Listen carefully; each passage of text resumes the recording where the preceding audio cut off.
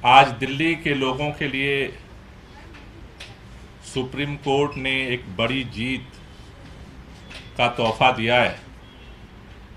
ये जीत दिल्ली के लोगों की तो जीत है ही, साथ ही साथ जिस तरह से भारतीय जनता पार्टी की केंद्र सरकार और देश के प्रधानमंत्री माननीय नरेंद्र मोदी देश भर में चुनी हुई सरकारों को जिस तरह से असंवैधानिक तरीके से हड़पने का जो मुहिम उन्होंने चला रखी थी, उस मुहिम पर सुप्रीम कोर्ट का एक बहुत बड़ा तमाचा है।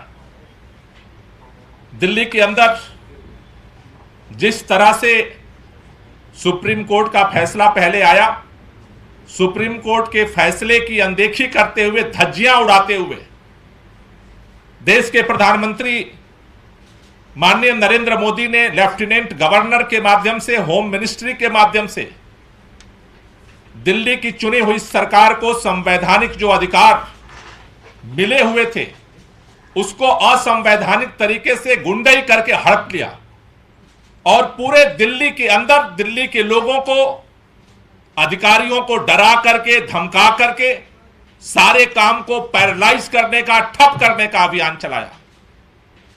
आज सुप्रीम कोर्ट के फैसले ने इस बात को साबित किया है कि इस देश के अंदर देश के प्रधानमंत्री नरेंद्र मोदी और भारतीय जनता पार्टी अगर ये सपना देख रहे हैं कि देश के लोकतंत्र को हम चकनाचूर कर देंगे, ध्वस्त कर देंगे, सत्ता की ताकत पर, पैसे की ताकत पर, अहंकार के दम पर, सुप्रीम कोर्ट ने इस अंधेरे में एक रोशनी दिखाने का काम किया है कि अगर सच्चाई की जीत में देर हो सकती है लेकिन उसकी जीत होगी।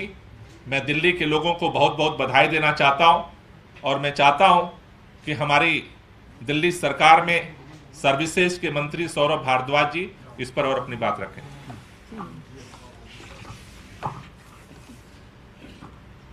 मुझे ऐसा लगता है कि आज करीब 9 साल लंबी दिल्ली के लोगों की लड़ाई, जो सन 2014 से दिल्ली के मुख्यमंत्री अरविंद केजरीवाल लड़ रहे थे, आज दिल्ली की जनता की वो लड़ाई दिल्ली की जनता जीत गई है। और मुझे लगता है कि आज अगर इस पूरी लड़ाई के अंदर एक बात स्थापित हुई है तो वो ये बात है कि देश के अंदर एक इंस्टीट्यूशन ऐसा है, जब जब देश के ऊपर विपत्ति आएगी, जब जब देश के अंदर कॉन्स्टिट्यूशन को ताक के रखा जाएगा, ये इंस्टीट्यूशन खड़ा होके देश के अंदर व्यवस्था को ठीक करेगा। और वो इंस्टीट्यूशन है देश की न्यायपालिका, और देश की सबसे बड़ी न्यायपालिका माननीय उच्चतम न्यायालय, सुप्रीम कोर्ट। आज सुप्रीम कोर्ट ने जो ऐतिहासिक फैसला दिया है, मुझे लगता है आज के माहौल में सदियों तक सुप्रीम कोर्ट के इस फैसले को याद रखा जाएगा। हम जब छोटे थे तो फिल्मों में देखते थे अमिताभ बच्चन पुलिस इंस्पेक्टर बनते थे, तो छोटे छोटे बच्चे हम सोचते थे नहीं बड़े होके पुलिस इंस्पेक्टर बनना है, क्योंकि फिल्म में देखा हमने अमिताभ बच्चन फिल्म इंस्पेक्टर थे। बड़े हुए देखा किसी फिल्म में एक दूसरे अभिनेता डॉक्टर थे, तो लगा नहीं बड़े होके डॉक्टर बनना है। और सब बच्चे छोटे छोटे जो उन फिल्मों को देखते थे कहते थे डॉक्टर बनना है। एक फिल्म में अभिनेता वकील बने, बच्चों को लगा नहीं नहीं काम तो वकील का होना चाहिए, इससे देश को बदला जा सकता है। आज मुझे लगता है देश का एक एक बच्चा जो जुडिशरी की समझ रखता है और देश के हालातों की समझ रखता है, वो कहेगा देश में अगर कोई हीरो है तो चीफ जस्टिस चंद्रचूड़ साहब हैं, और कहेंगे नहीं अब तो जज बनना है। मुझे लगता है वो दिन दूर नहीं जब फिल्मों में जज की भूमिका के अंदर नायक नजर आएंगे। आज देश को एक बहुत बड़े नायक के रूप में चीफ जस्टिस चंद्रचूड़ जी मिले हैं और मैं दिल्ली की जनता की तरफ से उनका बहुत बहुत धन्यवाद करूंगा। बेंच के अंदर जो पांचों न्यायाधीश हैं, उन पांचों न्यायाधीशों का हम लोग दिल्ली की जनता की तरफ से धन्यवाद करेंगे। मुझे लगता है आज दिल्ली की जनता सुप्रीम कोर्ट के आगे नतमस्तक है और ये जो हक दिल्ली की जनता का केंद्र ने छीना था, वो हक आज वापस मिला है। और ये कहना गलत नहीं होगा कि केंद्र की मोदी सरकार को ये एक जबरदस्त तमाचा है और उनको दिल्ली की जनता का हक चोरी करने के लिए, झूठ फरेब से लूटने के लिए आज एक बहुत करारी सजा मिली है और मैं दोबारा से सुप्रीम कोर्ट का धन्यवाद करूंगा। पकड़ लेते हैं सर।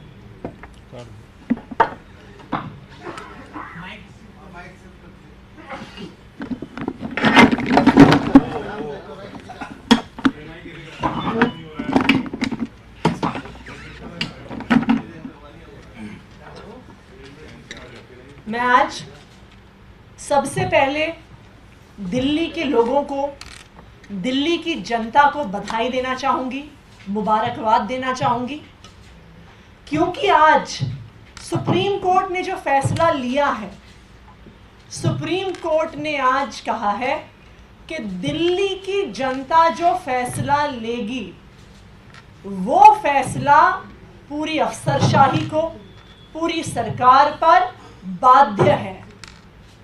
तो आज सबसे बड़ी जीत दिल्ली की जनता की हुई है, क्योंकि आज सुप्रीम कोर्ट ने लोकतंत्र के हित में, संविधान के हित में फैसला लिया। 2015 में दिल्ली की जनता ने अपना भरोसा अरविंद केजरीवाल जी पे दिखाया। एक तरफा भरोसा अरविंद केजरीवाल जी पे दिखाया। 70 में से 67 सीट उन्होंने आम आदमी पार्टी को दी, अरविंद केजरीवाल जी को दी। लेकिन भारतीय जनता पार्टी, प्रधानमंत्री नरेंद्र मोदी जी से यह सहन नहीं होता है कि कोई दूसरी पार्टी जीत जाए और उनकी पार्टी हार जाए। जहां जहां पर भारतीय जनता पार्टी हारती है, असंवैधानिक तरीके से सरकार को हड़पने की कोशिश की जाती है। चाहे वो ऑपरेशन लोटस हो, विधायकों की खरीद फरोख्त हो। आम आदमी पार्टी के जब विधायक नहीं खरीद पाए, सरकार नहीं तोड़ पाए, तो असंवैधानिक तरीकों से सरकार में ताकत हड़पने की कोशिश करी। और आज 8 साल की लंबी लड़ाई के बाद सुप्रीम कोर्ट ने एक बहुत स्पष्ट फैसला दिया है कि जिनको जनता चुन के भेजती है उनके फैसले ही दिल्ली में मान्य होंगे। तो जब जनता ने अरविंद केजरीवाल को चुन के भेजा है, तो अरविंद केजरीवाल जी निर्णय लेंगे, दिल्ली की जनता के बिहाफ पर निर्णय लेंगे। तो आज मैं दिल्ली की जनता को बधाई देना चाहती हूं और मैं ऑनरेबल सुप्रीम कोर्ट को बहुत बहुत धन्यवाद कहना चाहती हूं दिल्ली की जनता की तरफ से कि आज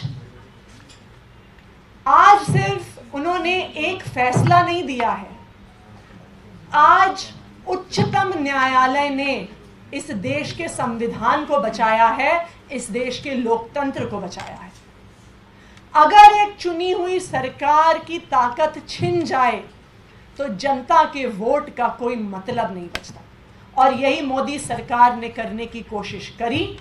और आज सुप्रीम कोर्ट ने मोदी सरकार के मुंह पे एक तमाचा मारा है कि अगर आपने लोकतांत्रिक तरीके से चुनी हुई सरकार की पावर लेने की कोशिश करी तो सुप्रीम कोर्ट उसमें इंटरवीन करेगी, और सुप्रीम कोर्ट सत्य के साथ, लोकतंत्र के साथ और संविधान के साथ खड़ी रहेगी। Thank you. Will you tell us also how the administration is going to change in Delhi now? Because the CM had tweeted that war is going to be speeded up after this verdict. So how does it actually practically work? So, like the Honorable Chief Justice explained in his judgment, all the officers, IAS officers, Danik officers, Das officers, all types of officers, till now were reporting to the central government via LG. If an officer is inefficient, there was no way of shifting him to some other position. अब आप चले जाइए यहाँ से। There was no नहीं, way आप of जाइए। आप जाइए यहाँ से। controlling officers in terms of the welfare of the people. Now all this power, which is generally called services, executive powers as well as the legislative powers, all lie with the elected government of Delhi, and it has been reiterated by the Honorable Supreme Court that LG is bound by the aid and advice of the elected government or the Council of Ministers in all the subjects other than police, public order and land. So it has been made amply clear by the court. So if LG now has asked for papers in the issue of Delhi Chief Minister's residence, is the Delhi government now free and constitutionally or legally right in not sending those papers? I Can think he do that? I think it should be looked at in terms of general matters. It's not a question of papers related to the CM residence or the LG's residence. It's a matter of principle now. So we will act as per the principles which have been laid down by the Honorable Supreme Court. मैं इसमें एक चीज़